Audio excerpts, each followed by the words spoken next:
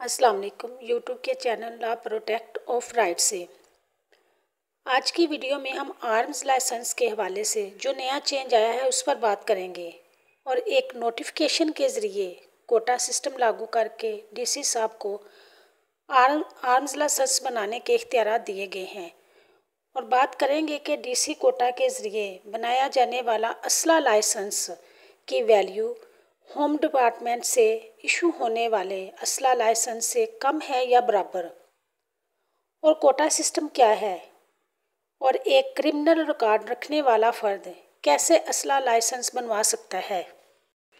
पंजाब में डीसी साहब को कोटा सिस्टम के ज़रिए असला लाइसेंस इशू करने के इख्तियारात मिल गए हैं। डीसी कोटा साल के शुरू में बंद हो चुका था, अब बहाल कर दिया गया है।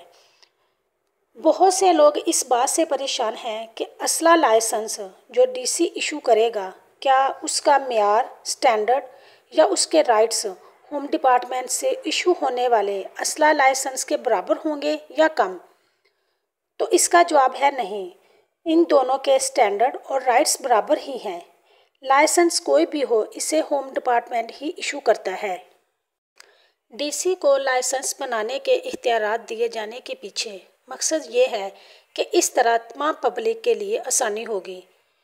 मुख्तलिफ सूबाई आर्म्स रूल्स के तहत chief minister, home secretary, home minister, DC और कमिश्नर को असला लाइसेंस इशू करने के कानूनी इख्तियारात दिए जाते हैं।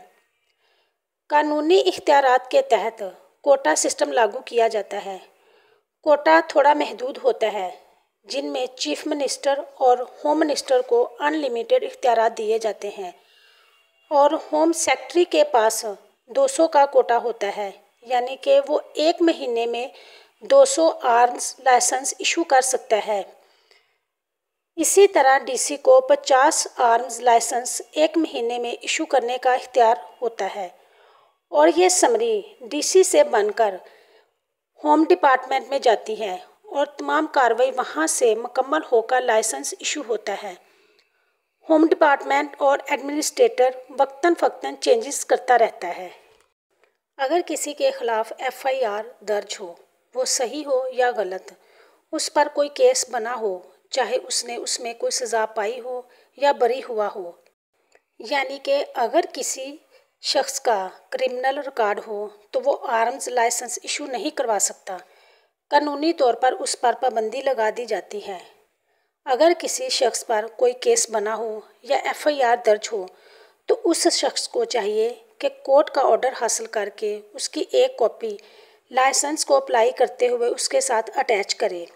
तो फिर ये इशूरिंग अथॉरिटी की मर्ज़ी है कि वो क्राइम की नोयत को देखते हुए फ़ैसला करे कि लाइसेंस इशू किया जाए या नहीं, क्योंकि बाज़ क्राइम जैसे मर्डर या डकैती वगैरह जैसे बड़े क्राइम में बहुत कम चांसेस होते हैं कि लाइसेंस इशू हो जाए।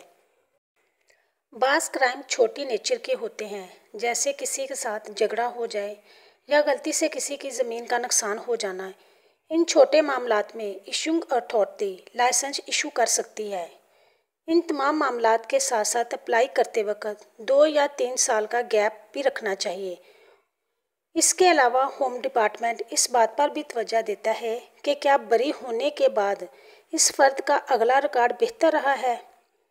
अगर पहली दफ़ा लाइसेंस अप्लाई करने के बाद रिजेक्ट हो जाए तो दोबारा अपील भी की जा सकती है। इसके अलावा अगर ट्रैफिक की वायलेशन करने पर छोटे क्राइम पर चलान हो जाए तो ये भी लाइसेंस इशू करने में रुकावट नहीं बनता। लेकिन अगर कोई सीरियस हादसा, यानी कि किसी का जानी नुकसान हो या बहुत ज़्यादा सीरियस नोयत का जराइम सरजद हो जाए तो ये लाइसेंस इशू करवाने में प्रॉब्लम क्रिएट करता है।